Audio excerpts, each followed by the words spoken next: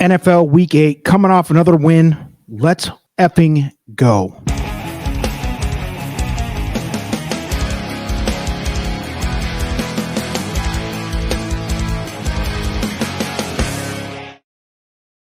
What's up, yo? It is El Hombre on Trust the Profits, and this is Week 8. And guess what, folks? We are the fourth week in, and our public record is looking good. If you haven't bought in yet, I don't know what you're doing. We're not going to sit here and lie. This is full disclosure. All the picks are made on here. They're also shared, and I want to do a little housekeeping real quick, folks. A couple things to advertise real quick. Number one, my Dub Club. You can purchase my picks every week. My Twitter account is elombre_TTP. I will flash that along here for you, and we'll take care of that. The other piece of housekeeping I want to take care of, and this is huge, folks. If you are an NFL fan, a gambler, sports gambler, a degenerate of any kind, and you don't know about the Breeders' Cup, take a look at this. The 24-hour live stream of Breeders' Cup coming to you Friday, November 3rd, starting at 3:30 p.m. in the afternoon. And this goes all the way through Saturday at about 7 p.m. 24 hours of degenerate gamblers, industry folks, handicappers, everything alike. We're going to be live betting. We're going to be talking trash. We're going to be talking to people around the globe because we're going to be on for 24 straight hours, including 3 a.m. in Japan. All types of fun stuff. It's going to be wild. Get involved. Take a look at that 24-hour. Just subscribe to our channel. You'll see it pop up. So please take a look at that. We appreciate the patronage. Love you. And listen, why not make some money? Because here's the facts. And I would have quit by now if this wasn't true. So far, up to date, Week 8, the overall record is 48-37. We have a nice little 56.5%. The funny part about it is, folks, I can't explain this one to you. I have built a tool. I'm an analytics nerd for a living. I do this at a much higher level than sports betting. And listen, here's what happens. I built a tool. It's working well. It's working better for totals. You see that. 26 and 15, 63% of the time I'm hitting the totals, the over-unders. Total points between both teams in a game. Wins and losses, according to the spread, I'm still hitting 50-50. Not great. That's what I'm working on, is perfecting that more. But as far as the totals go, folks, 63% for an overall win percentage of 56.5, somewhere in the neighborhood of a plus 700 if you're betting $100 a unit. There you go. You want to make money, make money. If you don't, don't. So let's get started. Week 8, we have a full card, 16 games, folks, so we don't have time to waste. Let's jump right in. The first game we're going to cover is Thursday Night Football. Tampa Bay going into Buffalo, and I have this spread at 8.5. This site has it at 9. I have scores and odds, but close enough, 8.5 or 9. And here's where I'm at, folks. The big play here is the under. I love the under here. I have it at 42.5. As you can see on this screen share, it's 42. Take that under, baby, and take it hard. This is one of the best bets of the week. Tampa Bay and Buffalo, both solid defenses and inconsistent quarterbacks. I don't see a whole lot of points being scored here. I have this game at 21-16 type of thing, 37 points overall. The over-under here is set at 42.5. Take that under. As far as the spread goes, I would lean towards Tampa Bay, and they are getting 9. So take that or leave it. But, I mean, Buffalo has been, as you know, super inconsistent. I don't know. It's not that I love Tampa here, but I think 9 is too many points. Let's move to the next game. The Houston Texans at Carolina Panthers. Definitely one of the worst teams in the league. The Texans were supposed to be one of the worst teams in the league, but they've kind of been, showing a little flash in the pan at 3-3. Carolina is 0-6. Is that true? Have they not won a game yet? I thought they won one. I could be wrong. All right, so let's take a look at this one. Houston's the number 4 defense in the league. I like Houston -3 to cover here. I mean, in a big way too. I don't have a whole lot of green lights. I call them green lights if I like it by a few more points than the Vegas odds. This is a green light on Houston, folks. They are going to beat them bad, and here's why. Because the Houston Texans, number 4 defense, going against Bryce Young is still trying to figure things out, guys. He's a rookie. I mean, understandably, he's trying to work things out. He's getting beat up. He's going to get beat up by Houston. Has a really good defense. No joke here. He hasn't found his footing yet, Bryce. Will he be good or not? I don't know. I've got people in my small circles saying that he's a joke already. He's too small. Blah blah blah. I don't know. Stranger things have happened. I still believe Bryce Young's good. Not today. Not Sunday. The Texans are going to cover this 3, and I'll take the over 43, and this site here has it at 44. A little bit of balance. I still like the over 43, over 44, a little bit closer, but let's go. The Los Angeles Rams heading into Dallas. This is a battle for what I figure is going to be not that I'm a genius for thinking this. These are 2 wild card teams in the NFC, possibly. The Rams have been written off by most folks around the country, and the Cowboys have been overrated by most folks around the country. At 4-2, though, they've been up and down in big ways this year. Let's take a look at what I have. I actually like the Rams at 6.5. The underplay I like too. The Rams are going to cover, but tread lightly here, folks. It's 6.5, 7 points on the screen here. It's a little bit too many points. I see this game as about a 4 or 5 point win on paper. Analytically, 23-18 is what I have it. About a 5 point game. So I think that the Rams cover here in a closer game than the spread showing here. I think Dallas is a little overrated, like they always are. And especially betting wise, they're always overbet. As far as the over-under, I like the under. I just think that Dallas, if you want to rave about Dallas, it's their defense. Dallas's defense is great. So, I don't know. I think the under is a better play than anything here. But, tread lightly on either. Let's move along. Minnesota Vikings, who are shocking the world lately, at Green Bay, who sucks. And I was going to say both of these teams are terrible. NFC North, rivals to my club. The Detroit Lions coming off the worst loss of the year. Let's talk about the Vikings and the Packers. Here's what I have, folks. First of all, that spread is perfect. It's a 1 point spread. They got it at Pick'em on the screen here. I have this game literally scored at 21-20 Green Bay.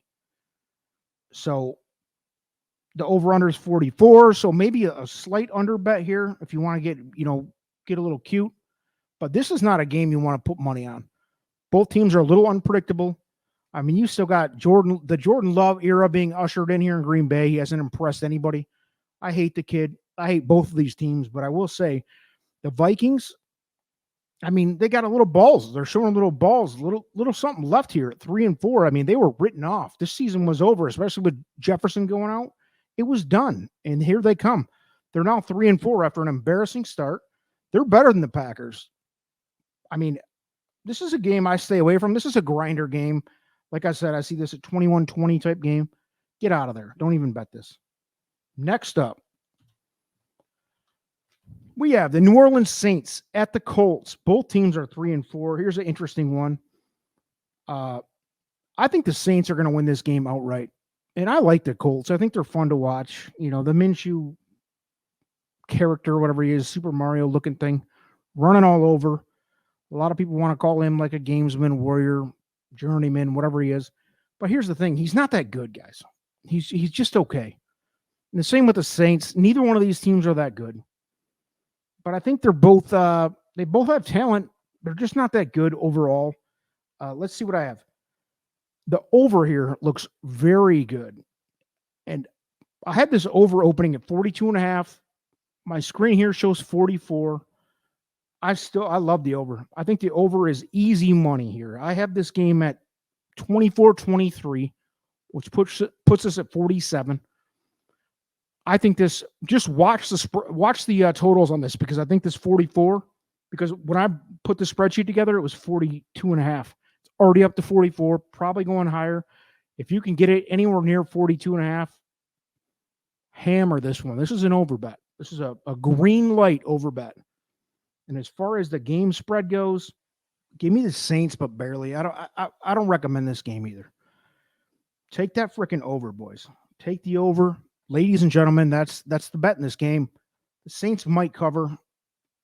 Not a huge bet either way, though. Let's go to the next game. New England Patriots coming off a huge win after I insulted their entire franchise, everybody who's ever loved them, all their families, and I still mean it. They are the worst. They are still the worst franchise in the NFL. I hate Belichick. I hate Mac Jones. I hate everybody who's ever played for that team. And guess what? Miami's coming off a loss too.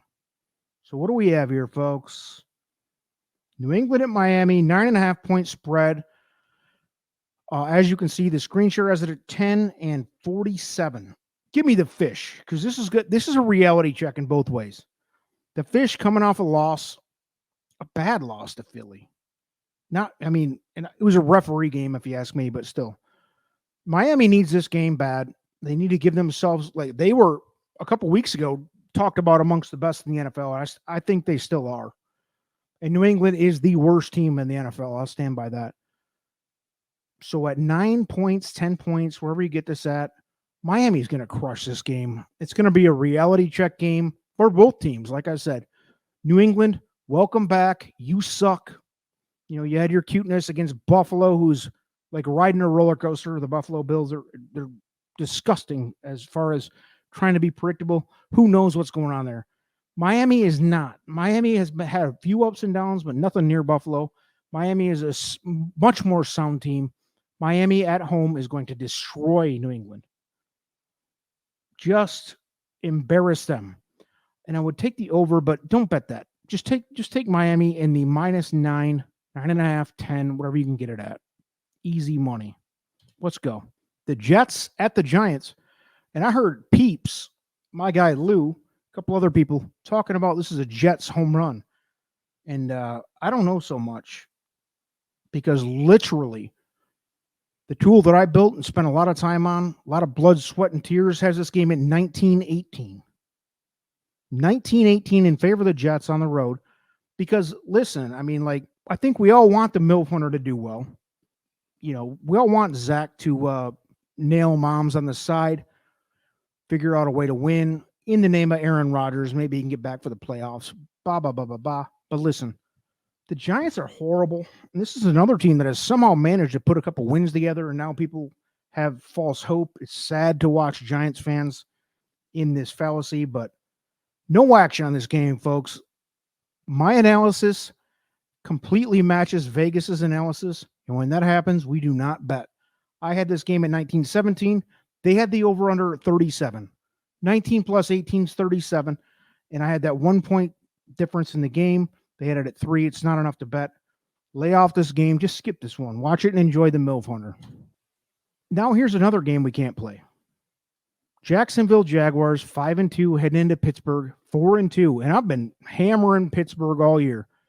They're overrated. Their record's too good for who they are. But guess what, folks? They're 4-2 now. A win's a win, and they have managed to be 4-2 somehow.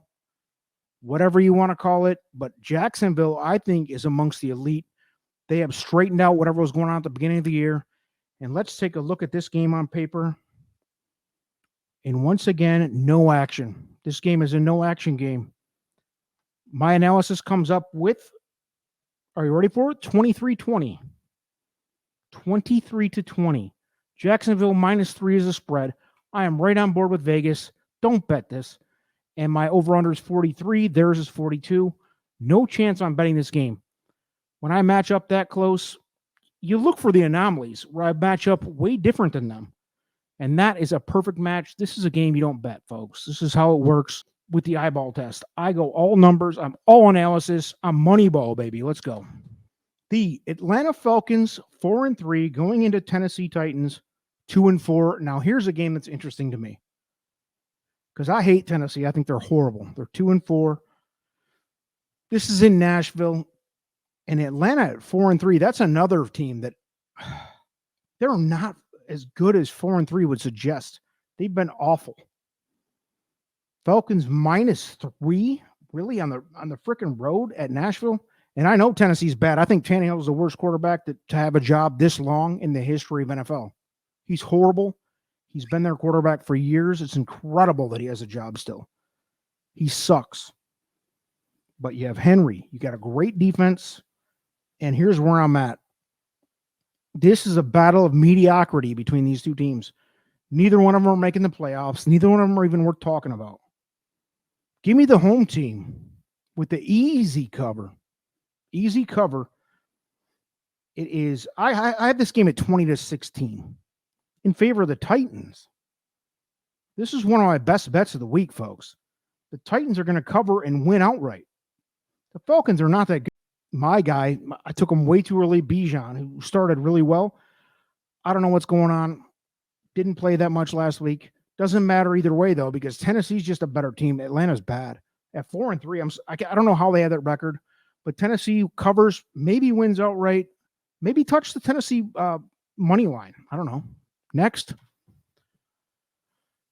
Philadelphia Eagles, 6-1. And I have been a hater on the Eagles, admittedly so. As a Lions fan, want to think the Lions are on the level with the Eagles.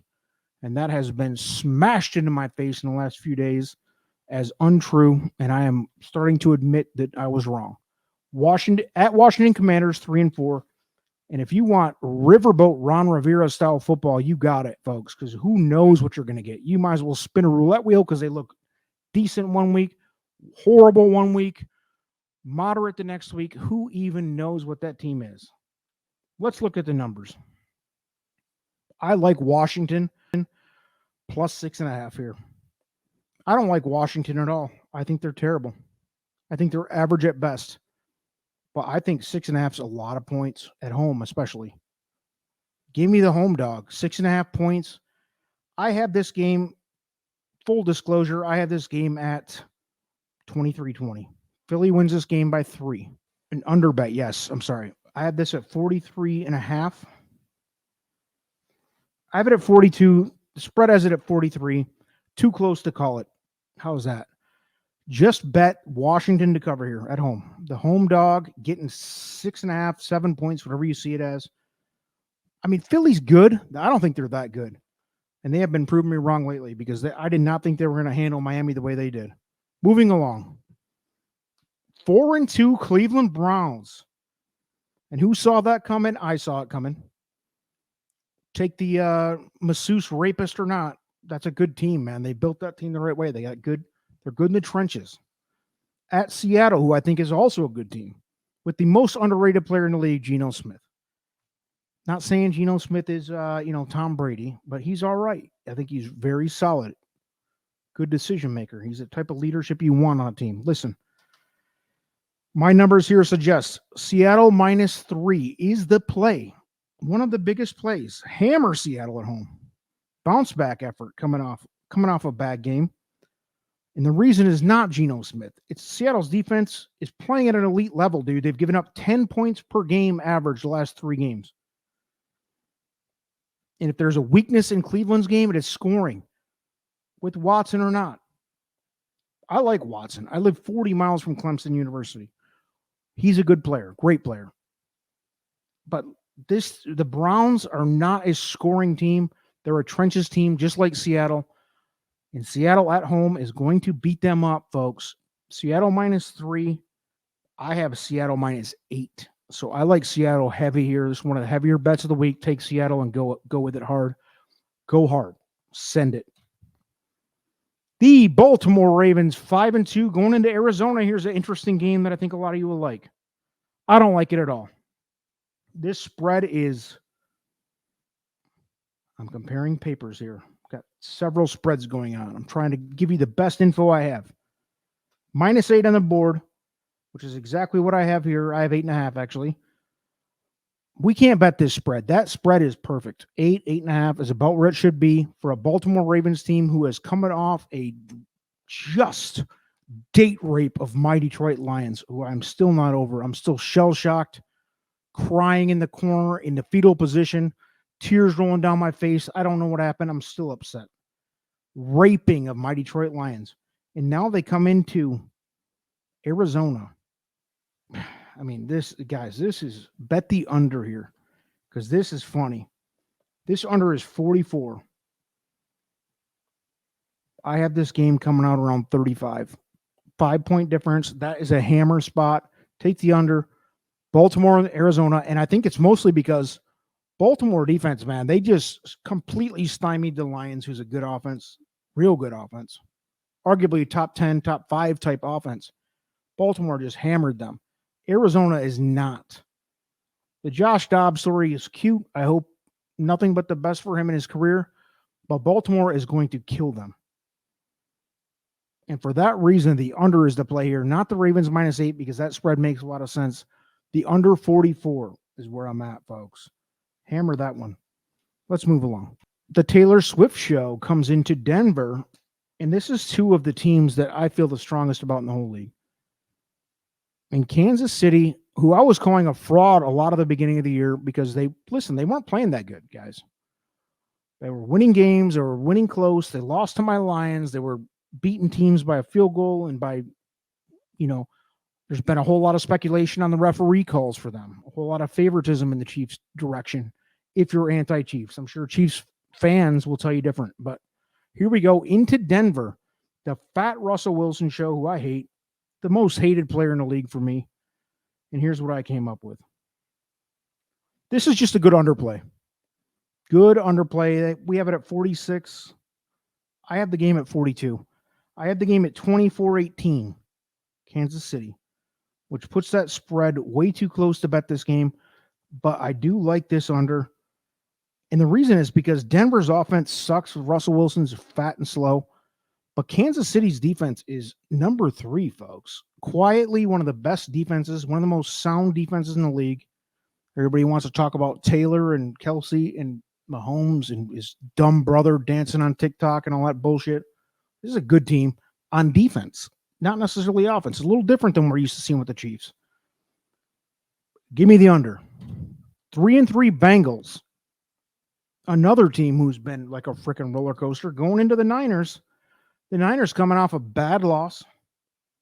5-2, though. I still think they're the cream of the NFL. Why do I think that? I don't know. Because, Debo was out. We got excuses for every team at this point in the year. The Bengals at the Niners, -7. I have it at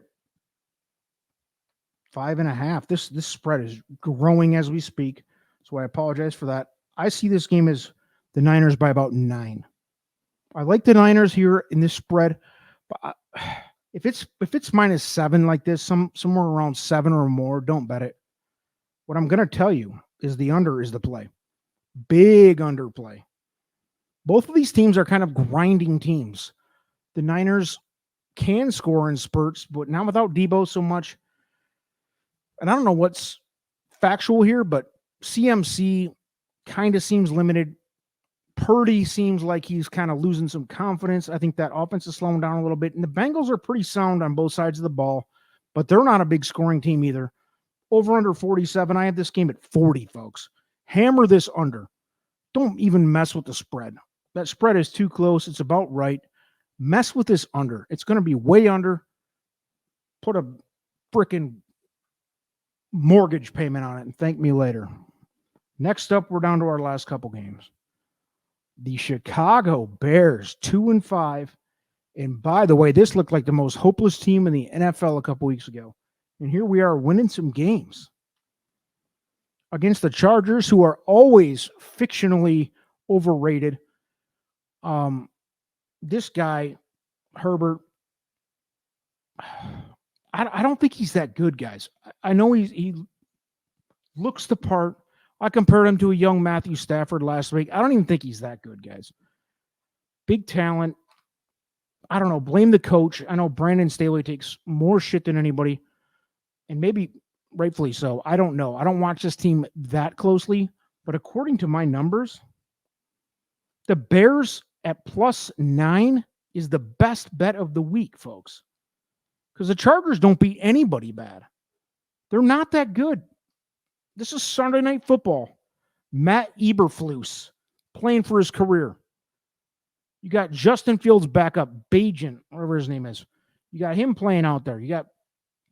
It feels like Chicago is kind of coming together, this Bears team coming together in the name of not being embarrassing. And the Chargers don't seem to care. They don't care. They don't care to play well under this coach. Justin Herbert is not a leader. And again, I will harken back to the Stafford comparison. I think he needs a blood transfusion out of the Chargers. That team is a mess. I don't know what's going on there. They have talent everywhere. Not happening, folks. Give me the Bears +9 as my biggest bet of the weekend. Sunday Night Football. Save up your money, folks. Put your freaking kids through college with this one. It's easy money. Easiest money on the board. Monday Night Football.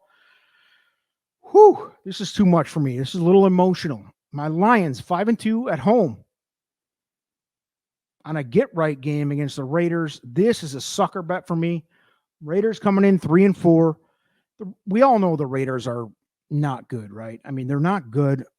I wouldn't say they're terrible, but they're definitely in the bottom third of the league, in my opinion.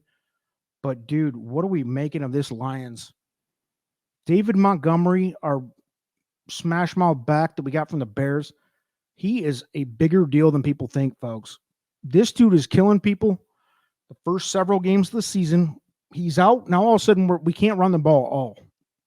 Jahmyr Gibbs, our rookie, he shows flashes on the edges, and he has to have room to run. But if he doesn't have space, he can't run. He can't hit holes. He can't break a tackle. David Montgomery, one of the better tackle breakers in the league. Without him, we can't run the ball. And guess what? You start sending 9 people at us, like Baltimore did last week, and Goff looks bad. And I love Goff, and I love the Lions. But there's nothing certain with this team without a running game that can smash mouth the ball a little bit. With that said,